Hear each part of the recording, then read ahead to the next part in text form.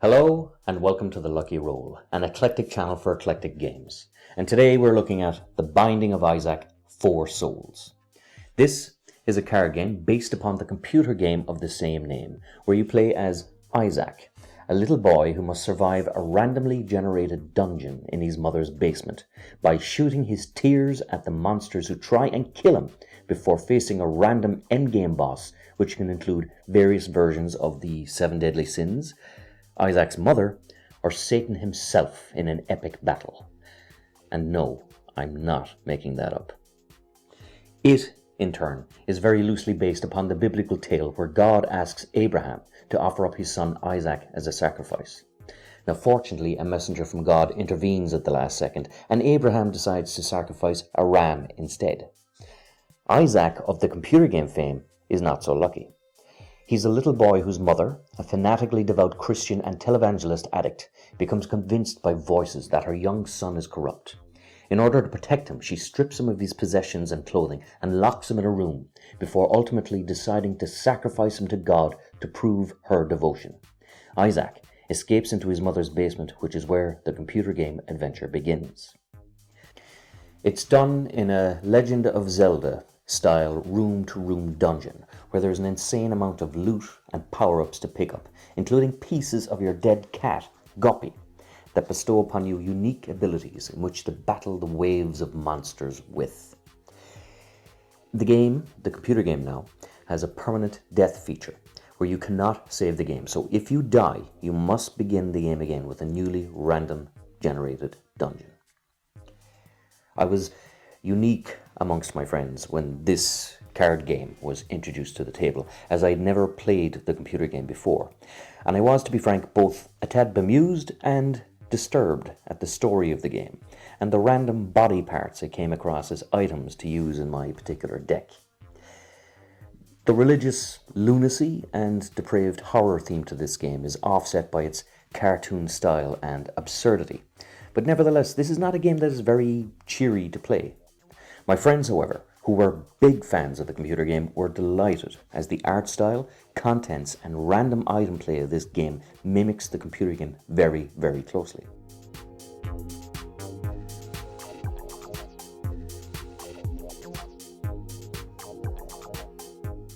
It's a game for 2 to 4 players, where players construct a deck by defeating monsters and gaining loot. The aim of the game is to be the first player to collect 4 souls, which you again gain by defeating certain monsters as they appear in the monster deck. Now, players can both aid and hinder each other, but truth be told, a large part of this game is sabotaging other players as they battle monsters in punitive acts of betrayal. If you die whilst battling a monster, you lose a coin, one of your non-eternal cards, and an unplayed loot card, which is quite harsh and can delay your development of your deck significantly, especially if you have a bad run of luck. However, if a player defeats a monster, they gain the equivalent reward at the bottom of the monster card, be it loot, cards, treasure, or coins. Now, there are 5 distinct decks. You have character cards, loot items, starting eternal items, monster and treasure cards, and a range of coins with which to buy treasure cards with.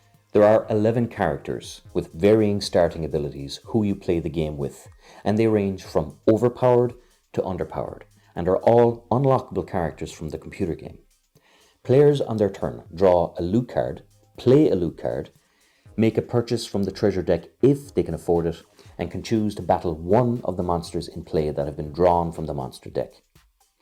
Monsters with souls are the ones that players must defeat in order to win, and when one appears is when players conspire to betray each other, as they compete to be the one to defeat it on their turn.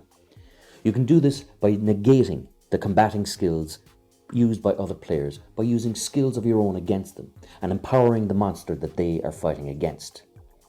Combat is all solely done with dice rolls, and your loot cards and treasure cards are what allow you to manipulate the result and damage of your dice rolls. The card game mirrors the computer game quite well in the sheer variety of combinations and skills you can acquire in your game. However, it also mirrors the computer game's difficulty as well. Strategy does play a factor in this game, but so does luck. And if you are blighted by poor dice rolls or bad card draws, the game can become frustrating, as you can easily be left behind by other, more powerful players who advance significantly, whilst you stagnate with your meager items that are constantly taken off you as you repeatedly die over and over and over, be it from monsters or side effects from other players. On more than one occasion, I've spent the entire game trying to get started, whilst my fellow players are competing for the win. This game is genuinely fun, however, and incredibly varied, as the combinations you can pull off verge and vary from ingenious to insane.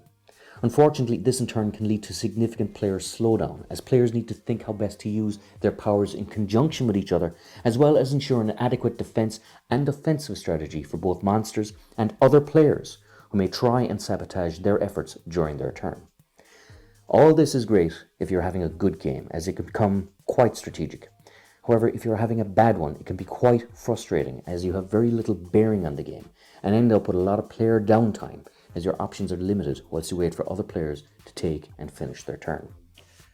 When you do have a stake in the game, however, is when the game is at its best, as the betrayal and punitive strikes you inflict upon other players to stop them winning the game can be very entertaining.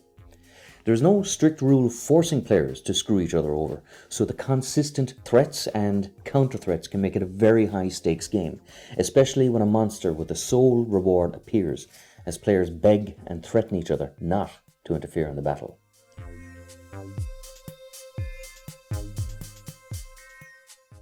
Most games last around 45 minutes.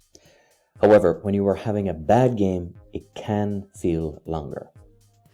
It's a game I enjoy, but not one I love.